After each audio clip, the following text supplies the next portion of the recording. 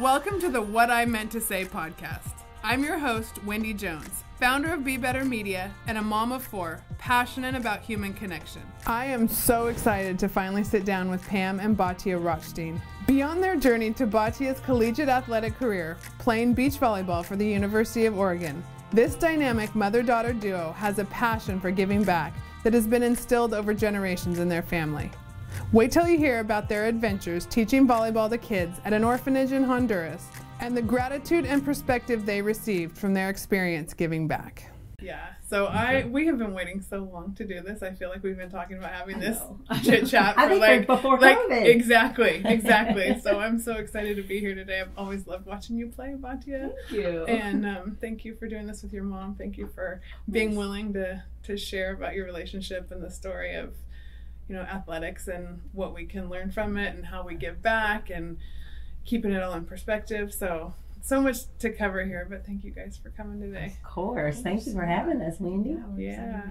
So really what attracted me to your story from the get-go was when you started talking about when you were going to take your first trip to Honduras. Yes. And I would love to just dig right in and talk about like how you have gone down there and spread the sport of volleyball, but also just so much more. So how did you get into that? So we found Rice Bowls is the organization that we they put on trips to go and visit at the orphanage. So their mission is to make sure the kids within orphanages all around the world are fed. But luckily with this specific orphanage, they take groups that were able to go spend a week and spend time with the children within the orphanage.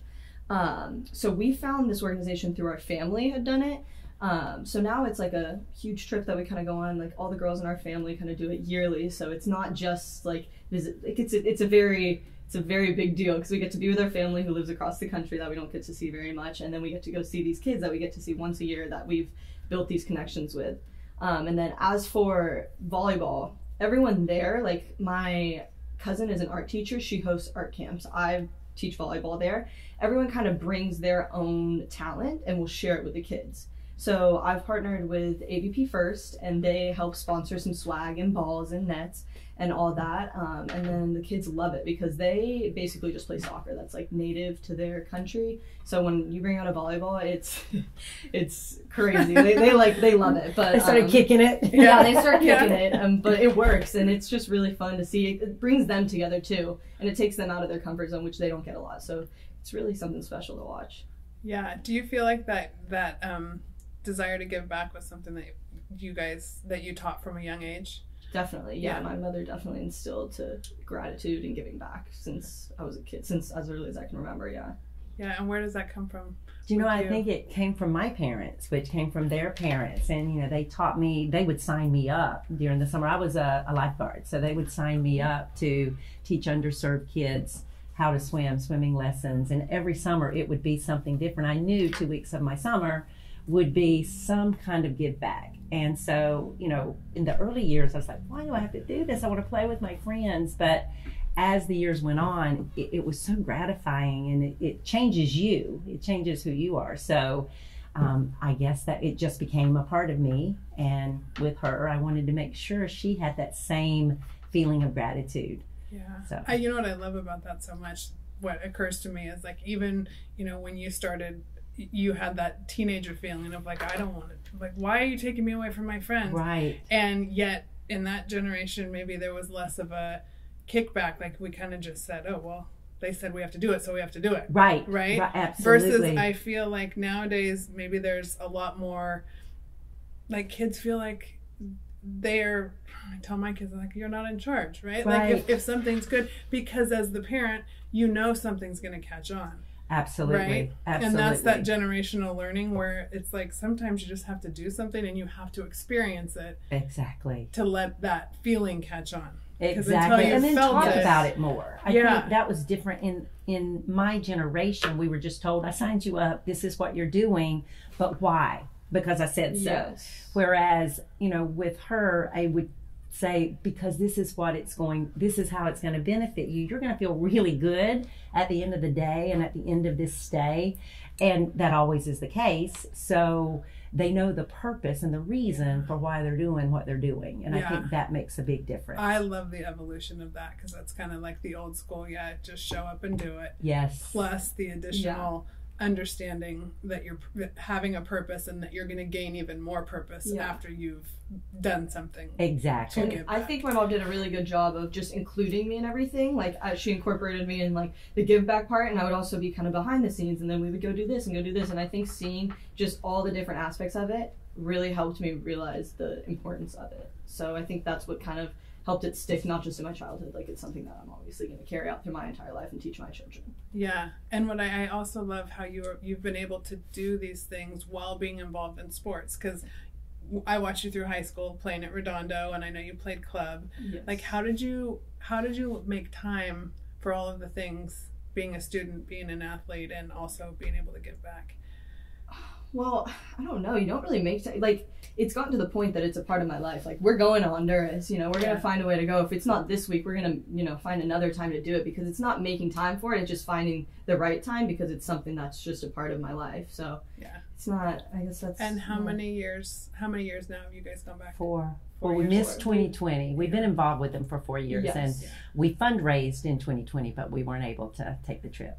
Yes. Yeah. So how sweet was it going back in?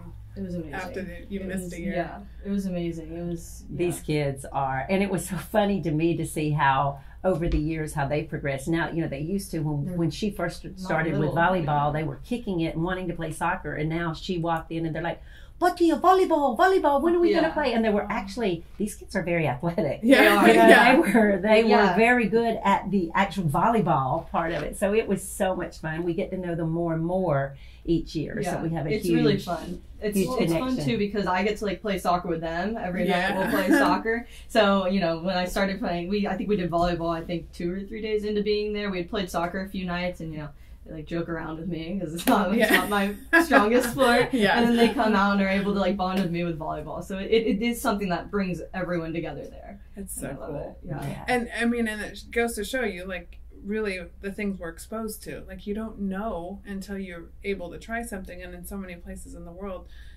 we're not the exposure's not there, right? And volleyball is, to me, it's such a simple game. Like, obviously we get to the highest levels and we're amazed at the athleticism, but it's also just such a simple bonding social sport, right? And I mean, we live here on the beach, but it's like such a healthy outlet. So getting to bring that to these kids, I love your pictures from down there. They're so amazing. I know. Yeah. So, but you've made it through Redondo, and then you went on and you're playing beach volleyball at Oregon. Yes. Yeah. Go Ducks. Yeah. And I know I got to see a little bit when you guys were at Stanford this year. That was so fun. Yeah. But tell me about that experience, and maybe even starting with your recruiting journey. Yeah. Well, my recruiting journey, so I got into beach kind of later, and my recruiting journey wasn't as long as the typical one is, just because I kind of knew what I wanted. Beach volleyball already is kind of a smaller collegiate sport, and there's only so many teams that you get to, or so many schools that have it that you get to choose from and pursue. So I kind of had a shorter list of schools that I knew I wanted, and I knew the schools that I didn't want. So after I visited a few schools. I was in contact. I did the whole making the videos. It was very tedious, but I got through it. And then I started going on visits, and after I visited Oregon, it was just that feeling of, I'd visited a few schools and I'm like, I don't know what the feeling is, but then when I visited Oregon, I'm like, that's the feeling. Like, that's what you should feel like when you visit your college, and just the anticipation. So shortly after that, I committed there. I was a junior. It was my February of my junior year, I want to say. Okay. So that's when I committed, and then when I got to college, that was crazy with COVID and everything. There was a lot of unexpected challenges, but were you able to go in the fall of your freshman year? Yes, but everything was online, and it was very strict. We weren't able to do much. I'm really grateful for my teammate, was my roommate at the time, and if I didn't have her, it would have been a lot of isolation and a lot of seclusion. Yeah, so, I mean, that is definitely one of those points of resilience for your generation, especially that class of 2020. Well, and especially being an athlete, because there's obviously university rules that not everyone abided by, but being an athlete, you would get caught if you didn't. Yeah. And when you did, there would be consequences. So even then, it would get even worse. And it's like, well, goodness, like we're already shut down to the max. How could you make it worse, type thing? But, yeah. So getting through that was difficult. A lot. Yeah, I actually wrote a blog on that after I went and had visited Lauren in Texas, and I realized the mental toll that it was taking, because athletes, for the most part, like a lot of us, are really hard workers. We're rule followers. We've gotten to a certain stage in life because we're like, okay, we're told to show up, do this, and we know how to respond to that, right? And with all of those rules, just like you can talk to her, you can't talk to him, you have to go to this household, don't go there. And then count this practice you're with. Totally. The level of stress over the tiniest things, I was like, okay, there was an absolute, it made me, I remember writing the blog on the plane on the way home, because I was like, I cannot understand how you're supposed to maintain your health while you're processing all of this. Exactly. I know. Not to what mention, end, you know? When moving to Pacific Northwest was a big change just with the climate. Like, I never thought the rain, I never thought not seeing the sun would be as detrimental as it is. Like, it's crazy that effect that had too.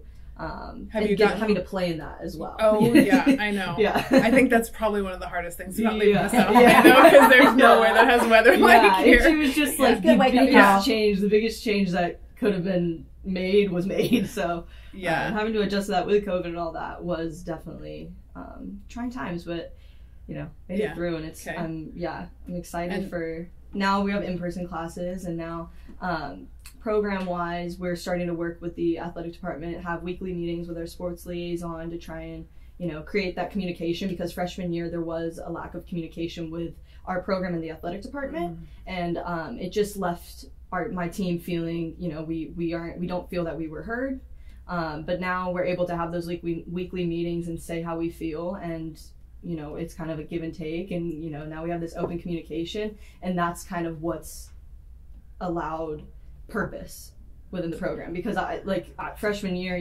there was a time that it's like, well, what is my purpose? Like, I'm playing in the rain every day, but what are we playing towards? Like, with COVID, like our schedule's small. It was just like a lot of whys and whats, a lot of questions. But then taking a step back and looking at, like, okay, this is what we can do, this is what we can start to change.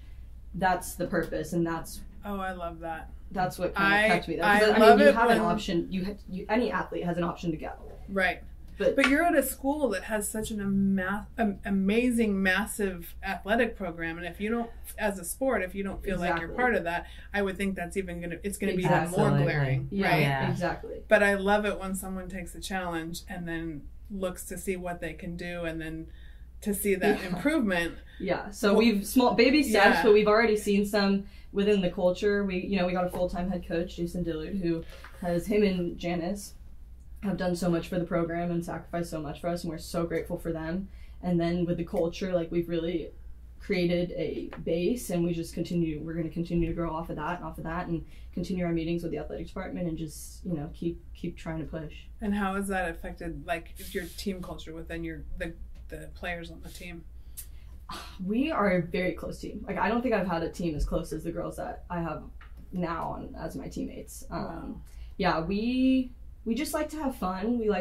A big thing for us is accountability. We like to hold each other accountable. We like to have fun, and we like to be super supportive of each other. Like Tommy Chaffins, don't hate the doer. That's like a big thing in our team. Yeah. Legend of a coach. Absolutely. We've all had the best experiences with Tommy. It was your high school coach, and you guys won a state championship. Yes, my senior year.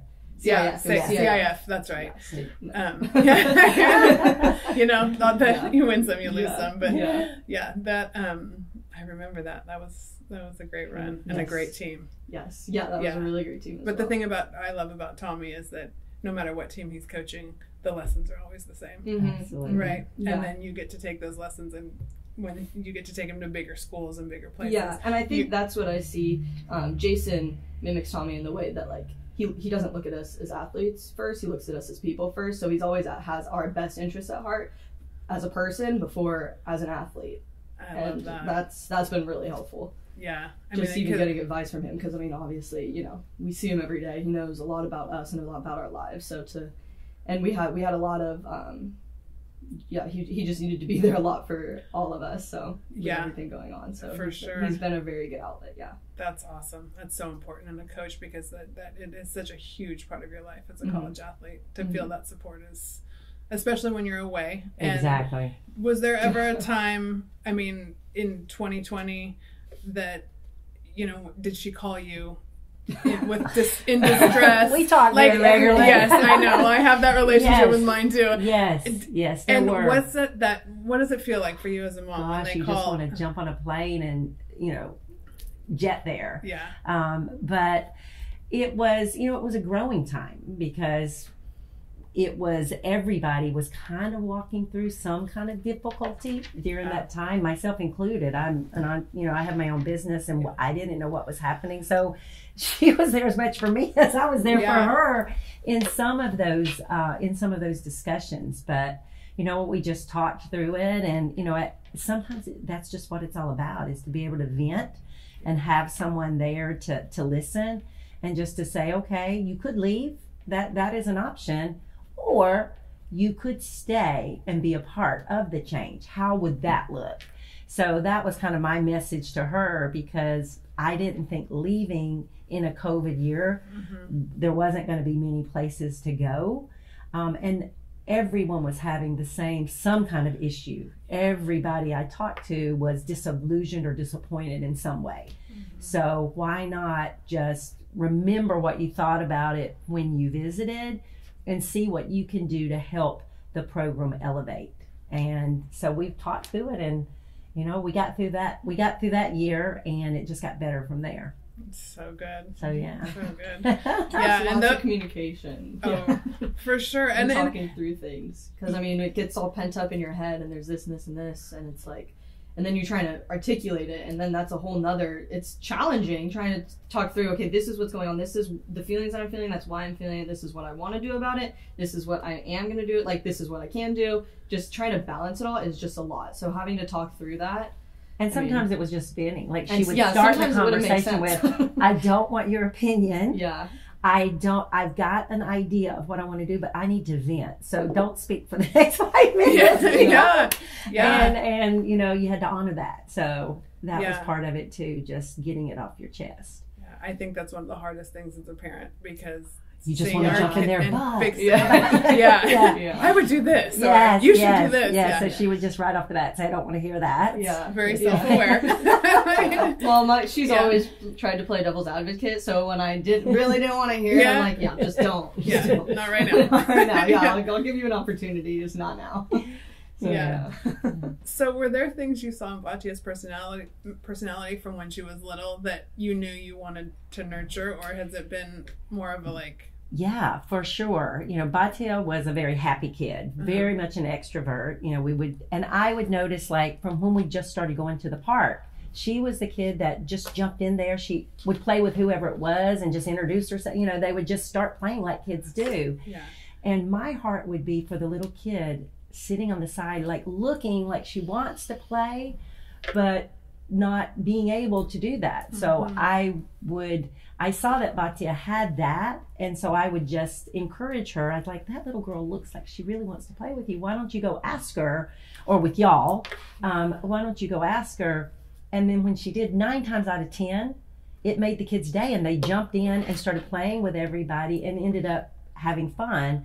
And then we would talk about that. I'd say, I'm glad, thank you for doing that. That made that little girl feel special, and didn't it make you feel good to have a new friend? And and so I saw that in her when she was really little. Huge. So had she been that little shy girl, it might have been a different. It would have been a different. I wouldn't have pushed. But what I didn't.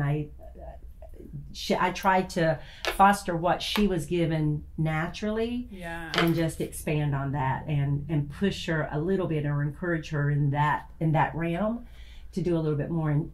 Inclusivity was big on. I just did not like kids not being included, especially the ones that weren't. They maybe not been as athletic, or they were shy, or they just felt awkward. I was really big on, I want you to go make that person feel like they're included, because so that's really the only way that we find what we're good at, is when we find those environments where we get to be ourselves Yes. and you feel like you belong and you're included. And Yes. then, you know, people start to learn to lead with their strength. But if you don't have that around you, it's really difficult. Right. Yeah. Right. I Because agree. confidence isn't built in a vacuum. Right. Right? Right. And if you don't have the confidence, and I watch that in my own kids, it's so, and in myself, it's Right. just something I've learned that if you don't have that confidence, and it comes naturally when we connect with other people. Absolutely. It's Yeah. a key. I Yeah. think it's key. Yeah. So, yeah, So you were raised in the South. I was. Okay. Alabama. All right. And how did you make it? What brought you to, how long have you been in California? What brought you to I California? came out here in my late 20s. Okay. You know, California had always been like, oh, I want to go, I want to go. I was a baby of 4 in a very small town that everybody liked to tell me what was best for me. So I wanted to get, as much as I love my family, I wanted to get into an environment. I wasn't as strong enough to say, no, I don't want to do this. I want to do it my way. So I figured getting far, far away from that. So, you know, a boy was involved. I met a boy that was from We all out here, have and I'm those like, well, stories.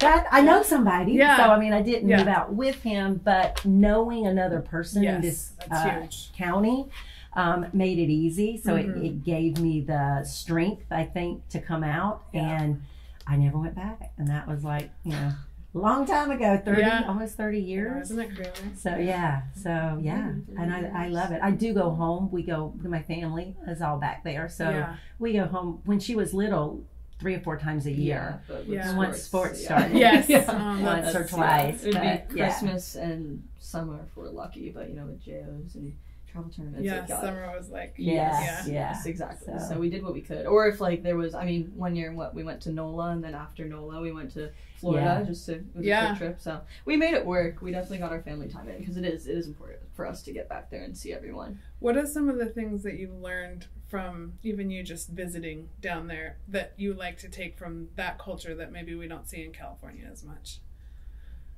Is that for Batia? Either one of you, really.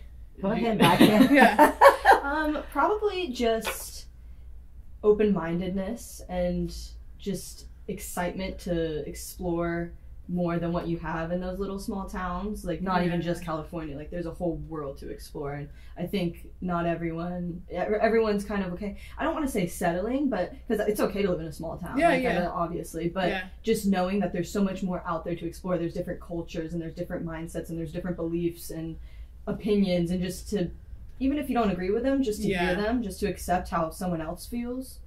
I think is the biggest thing that I've kind of learned from jumping back and forth. Yeah. And then on the reverse, I think there is in the South. Like I noticed when I first moved out here, you know, you go to the grocery store, you go to the gas station, nobody, like people thought I was weird because in the South, everyone says hi to everybody. If you're driving down, hey, how you doing? And that was really hard for me because I was thought that, you know, this is just so strange. How do these people get to know each other? You don't know your neighbors. Right. And so that, I think, from the South coming here, I love to try to bring some of that kind of down home hospitality and just, it's hard sometimes because people will look at you like, are you for real? Did you know, or not speak to you at all. But I think when they do, it's a warm feeling and it feels more Southern.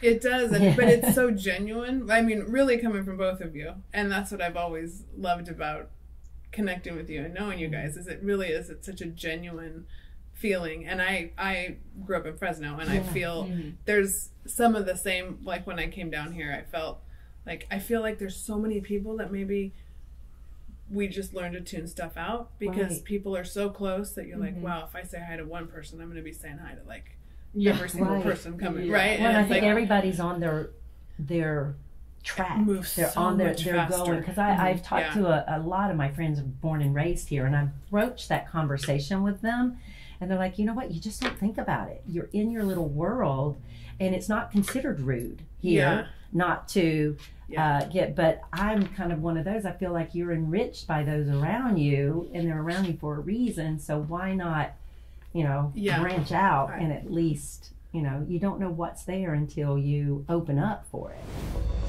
Hey, I hope you're enjoying this chat as much as I am. For more great content, courses, and lifestyle, go to BeBetterMedia.tv. Yeah, and I am intrigued because that really plays into what you do for a living, right? Yeah. You're like hospitality being something that you value, and then so tell us a little bit about what you do.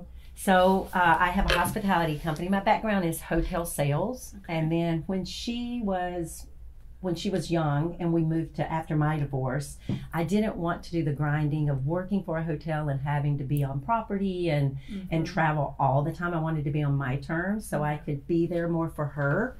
So I started my own company, and I contract or get retained by hotels that want an extension of their group team. So I'll use my contact list of clients that do groups and introduce them to all of my hotels. Take them there, and we do fam trips and just introduce them to these hotels so that when they do their incentive programs and their meetings, they'll utilize the properties that are that I've introduced them to, other than the competitors. So, and it's allowed, you know, it was a godsend because I really wasn't expecting to do it, but one of the hotel that I was working for at the time in New York wanted me to move to New York, and we had just moved to Hermosa. I'm like, I can't do it. So I was left with either not having a job or starting my own thing. And my mentor helped me get my two first clients. They're still clients of mine 10 years later. Wow. And it's been a godsend that I've been able to watch her progress and go to her 3 o'clock volleyball games. And I so feel you on that. It's been wonderful. It's been a blessing. So there's a resilient story in that, right? In having that scary jumping off point of like, am I going to do something for myself, or do I? And saying, like, hearing you say, like, your background was people telling you like this, you know, do it like this or be like this, and maybe having a little bit of that people pleaser gene, and then being able to step out on for it. Go. I will never forget the month that it all happened. We went back to the beach to see my family, and we walked into a store, and I got one of those little bracelets with sayings on it, and it said, she took a leap of faith and found her wings on the way down. I'm like, this is me. It was like prophetic. It was like, and that's exactly what it felt like. And there's some scary moments involved. I can totally identify with that. But what's it like? I mean, do you remember much of when your mom was going through that? Were you? Yeah, I was pretty young. I honestly remember in my head, I don't know if I ever said it to you, but I mean, I knew she was going to make it. Like, I didn't have a doubt that she wasn't going to not achieve something that she put her mind to. So I was like, why are you so scared? Like, like totally. Do it. Yeah, mortgages do. Yeah, exactly. I mean, I was pretty young. I couldn't tell her that. But I was like, if it's something you want to do, I mean, obviously it was making a sacrifice for me, which at the time, looking back now, I see now. I didn't realize back then. Sure. But I was like, you do it if you want to do it. Like, don't be scared. And then, that's kind of what went through my head. Yeah. But, and the value of having your mom around, do you see it now? Yes, I definitely see that now. Yeah, she was at every single one of my volleyball tournaments and practices at the end of practices. When the parents were allowed to come watch, she was there. And, she's definitely immersed in my childhood to the fullest extent. Isn't this the coolest age? Like, as you're, because like friends now. and it's like, you look back and you go, gosh, all that. And you tell it's so cliche, it goes so fast, but it's like this age. I just took my kids on a vacation, and I looked around and I was like, you guys don't understand.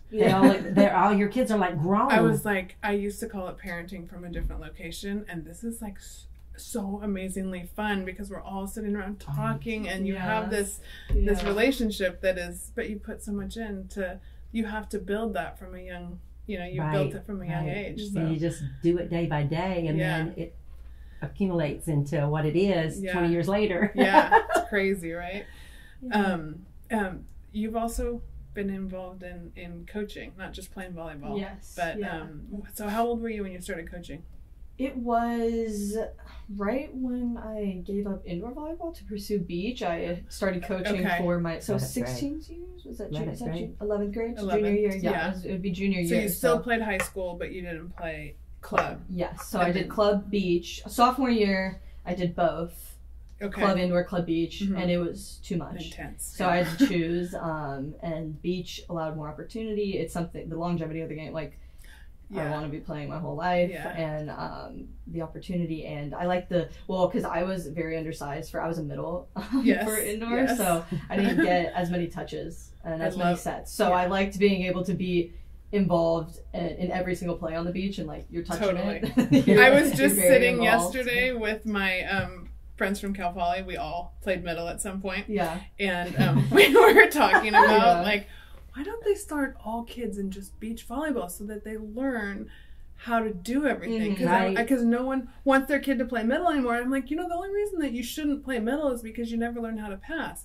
If you learn how to pass, like I loved playing middle. Yeah, I had to learn how to pass. But you have to learn how to pass. 14, 15. Right? Yeah. So that was a Chapin's thing going in the ninth grade. Because you want to play. Because the thing with club is I started at the club I was at when I was the height I was at a young age. Like I was very tall at a young age. You and Lauren so they put me similar in the like that. Yeah. So I, got to a point where the girls were 2 heads taller than me, and I was trying to get out of it. Yeah. But just the lack of supply with the girls being that tall, and I think it was other mothers didn't want their kids to play in the middle, and I'm like, I didn't care. As long as she played. They just kept putting me in there. Like they tried to get me out, but then I was like, okay, well if it's gonna get me on the court, then I'll do it. But it just made it the short athletic middle is a thing, and there's some really good ones. I love watching them, but then learn how to pass. But then with high school I definitely had to take a step back and be like, okay, where am I gonna get in? Like it's not gonna be middle. I actually did, what was that one game in the PV I started middle,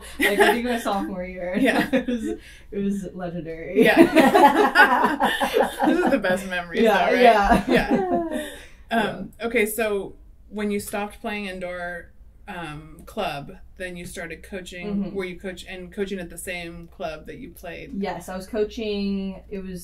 I would do like 12s to 14s was like the age level that I would do. And then we did, so it was through my indoor club, but we did beach practices as well. So I'd take them down. We'd be at Nob Hill or Topaz or along there, and I'd be coaching the girls there too. So. And what did you like about coaching? Well, I mean, it was like a little me that I got to help like find themselves and grow on their ability, and I'd like to like allow the girls to see their own potential. Like when they would get something, like, did you see that you could do it? Like you didn't think you'd be able to. Like just seeing that was really rewarding.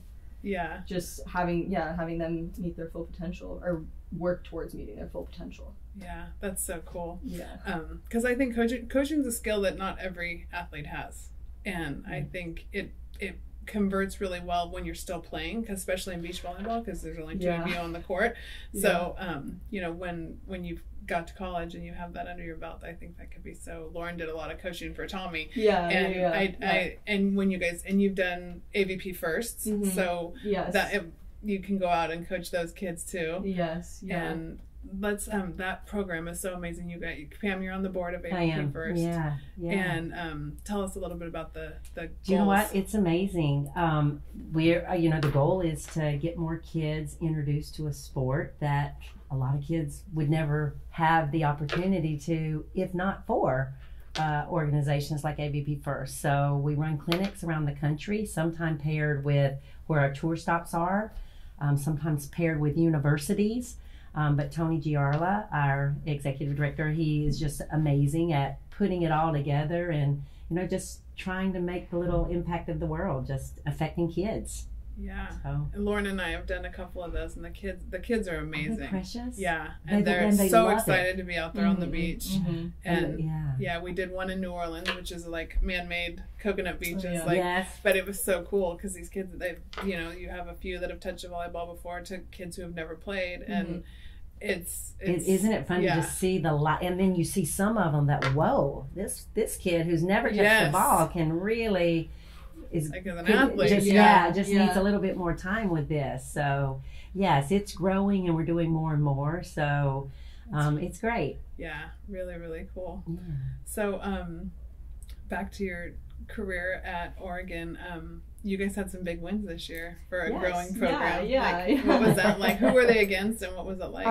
Well, we beat our first ranked team, Arizona, which was really exciting for us. We were really excited, and it was just kind of like a reward and kind of just like felt like, okay, we're doing the right things. Like, we're moving in the right direction. It was just reassurance that all that we're doing is going to pay off. And, you know, it kind of was like a full circle moment, and made us more hungry to keep going and keep going. So, yeah. And did you play with the same partner all year, or different partners? No. I had getting a lot of record on that one. I played with, I had to have set some type of record, because I played with everyone healthy on the team. Oh, wow. Yeah. So, okay. I don't know how many, 14, I think. I had 14 partners.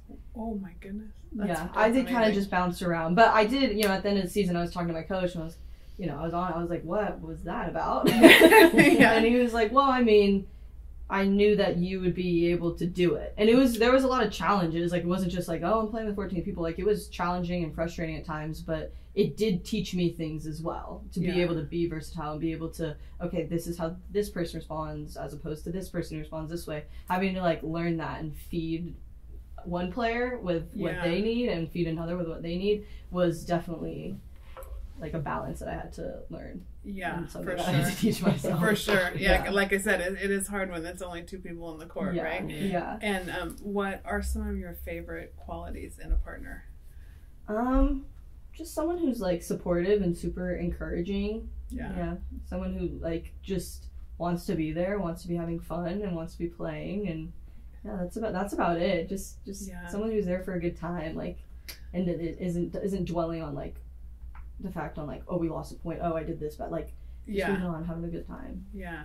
Which is easier said than done. Like, even, you know, I'm not performing how I want to perform, obviously, like I'm not like, oh, like rainbows and butterflies, but having, you know, learning that and at least trying to work towards like moving on and just, you know, moving to the next point. Yeah. What are some of the ways you've learned that like make that easier? Well, just not being so hard on yourself, I would say. Like, I feel like I'm pretty hard on myself, and just letting that, and just honestly also just looking towards the next point. It's like, okay, that might have happened, but like you can fix it. Like, you can play your game, you can do you, and then it'll go back to normal, and then you'll be fine. Just being very just one point. Logical. Yeah. My coach likes to tell me I have paralysis analysis. So just moving away from that, just like not thinking, honestly, and just playing. Because I am an overthinker when I'm playing. Yeah, I can identify with that, and then I also can identify with like my favorite thing to watch is athletes who are playing free. In the zone. Yes. I think that's why I like playing with someone like that, because it almost helps me get out of my like I'm overthinking everything. And, or afraid to make a mistake. Exactly. Like, that came up with another mom and daughter I was talking to, just like the best game she had ever had. And it was just this like complete abandonment of fear of like hitting the ball out, or, you know, serving the ball out, or whatever it was, like you just going for it. And I mean, that's definitely something that we have to learn. And I think a lot of us get to a certain level because we do hold ourselves to such a high standard, but like learning how to let go of those little things, because a lot of that can also end up holding us back, is like that overthinking or the perfectionism that, you know, starts to just feel really heavy after a while. Yeah, it does. Yeah. And that I know. At 47, I know. I'm sure you've been through that. Absolutely. And I honestly, I've flipped that, because I think a lot of the things you learn when you're stepping out and challenging yourself, you learn that standard is, it gives you, it tells you that you're in the right place, right? But, and you being hard on yourself is, it pushes you forward, but then you got to find that spot that's like, but I'm okay as I am. And be able to just enjoy the moment that you're in, because it is such a ride, and there is such a struggle out there in the student athlete community with mental health, and you know, understanding like it's just part of the picture of who we are and what we do. And that's why like bringing it back to that full circle of, you know, giving back, and how to make that picture, make athletics just a part of who we are. Absolutely. Right. Not let it consume you as your entire identity. And that wasn't even a concept that I thought about, because I don't think, well, I guess I wouldn't know because it's been a part of my image. I think I have a good grasp of who I am with or without volleyball, but I didn't really get introduced to that concept until I went to school, and there's a class that Oregon they require their freshman athletes to take, and it's kind of like a psychology class to help student athletes develop help with time management, help with the transition of going to college and being an athlete. And then also identity, like knowing that it's two separate things. Yeah, I did not know that. That's powerful. Yeah, so that was a really interesting class, and and it brought that new concept into my head. And you can definitely, like, I see it way more now, like within athletes, the loss of identity. Yeah. Well, you can always be. I was going to bring up the fact that, like, if you can always stay playing, but a lot of people that have risen through high ranks, to go back and play at a lower level, even that isn't enough, right? Yes. Yeah. But you can be like me, and we ended up playing each other in the Long Beach volleyball tournament, and you guys won, but I still had the best time. I remember texting my kids going, I'm playing Batia. This is so fun. Then last summer I played with a girl that's going to go to San Jose State, and my partner ended up not showing up. We were on the East Coast, and she was 17 at the time, and I'm 46. And then I had her mom was out on the court, and she was like, can I get you a Gatorade? And I'm like, oh my gosh, this is the coolest. I haven't had a team mom in like 30 years. So it's awesome. It's really fun, because that's so much of what I love to teach, is this, that lifelong journey and lifelong love of sports, and what it teaches us. And when you see where you want to go, and how Fortune 500 companies love to recruit female athletes, and all the things you learn along the way that are going to keep adding to your leadership abilities, that are going to take you way beyond sports. Yes. So exactly. Yeah. So what are some of your going with that? What's your major? I'm majoring in business with a concentration in sports marketing and a minor in media studies. Very cool. Do you have an idea what you want to do with that yet? Not that you have to. I have a loose idea. So I personally feel that I don't have one specific job that I'm intended to do or have throughout my whole life. So I don't know exactly what the specific thing is. I know that what I'm choosing is creating a really good foundation for the things that interest me, and whatever I do go down. I mean, it'll help me. Business, I feel like, is a good foundation for anything. With sports marketing, I looked at the classes, and that was what was most enticing to me. So just kind of, I just think figuring out kind of as I go. Like, I've explored different paths of, like, kind of, I didn't want to do accounting, and I didn't want to do finance. I liked, the sports marketing side. But I have an idea of what I want to do. I do want to incorporate, I love being exposed to my mom's career, hospitality, throughout my life. I do like the element of hospitality within marketing, so kind of finding a balance between that, I think would be ideal. I don't know exactly what that position would be, but it'll present itself as it's intended to. So true. So true. So I'm just kind of rolling with that, and I know that I have a good foundation for whatever I do end up going into. Yeah, that's so great.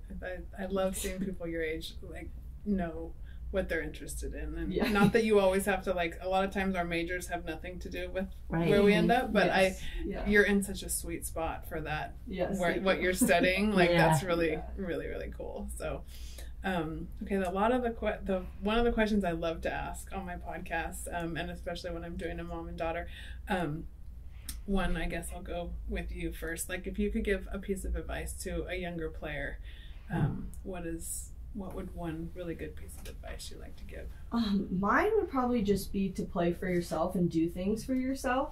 I think my mom did a really good job of that, with allowing me to kind of have the independence and freedom to, she didn't push me to do anything. She held me accountable when I started playing club sports, and there was that responsibility that you had to go, on a Saturday to ASC. Maybe I didn't want to sometimes, I had to give up stuff, and that I didn't want to, but she would hold me accountable to it. She wouldn't push me and be like, you are playing volleyball, this is. She'd say, no, you made this commitment to this team, and it's a responsibility that you have and you now have to do. And she would just hold me accountable, and I think that helped me realize, okay, you're right, and allowed me to play for myself rather than being pushed to play. I love that. Yeah, that's a big one out there. So that's really cool to hear, because that goes along with what I've discovered, and what I see. So it's cool to see this. Writing. Yeah, exactly. Writing your own path. I think my mom did a great job of that. She was there for help and assistance, and obviously my greatest support system. But I think I was able to play for myself my entire career, and write my own path and make decisions based on what I wanted, rather than, well, I mean, she didn't really have the opportunity the way I did to do that. So I think it was really important for her to let me. Yeah. That's a very cool thing in parenting, when you can bounce, you know, you learn what you learn. And what I see is like, because I know you guys well enough, like you incorporated what you learned and you did it a little differently, but you also didn't bounce back, because sometimes you see people go from, you know, one extreme to the other. Right. And you seem to have like really done that well. So Yeah. my hats off to you, Thank because it's you. not easy. No, it's not. Yeah. But yeah, it was necessary for sure. Yeah. So, and that's kind of where in our generation now, that's kind of our role, right? I mean, we're learning we're still doing our own thing, but we're also, a lot of what we do is in giving back to the next generation. And so I guess my question for you is, do you have a piece of advice that you would give like your younger self?